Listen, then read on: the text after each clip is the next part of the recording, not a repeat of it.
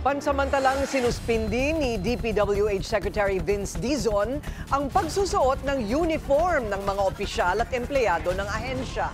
Ilan daw kasi sa mga ito ang hinaharas dahil sa flood control scandal. Yan ang agenda report ni Elijah Bonzo.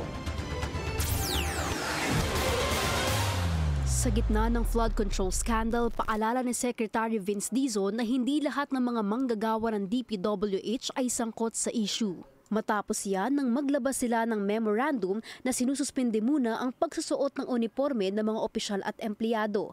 Nakarating kasi kay Dizon ang physical and verbal harassment na natatanggap ng mga ito. Unang-una, the people have every right to be angry. The president himself is so angry, he was almost brought to tears during an interview a few days ago. Sino ba naman ang hindi magagalit? Nakikita mo yung mga pinagagawa nitong mga hayop na to sa pera ng taong bayan.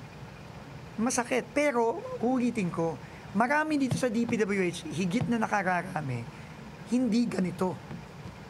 Maayos yan, honest yan.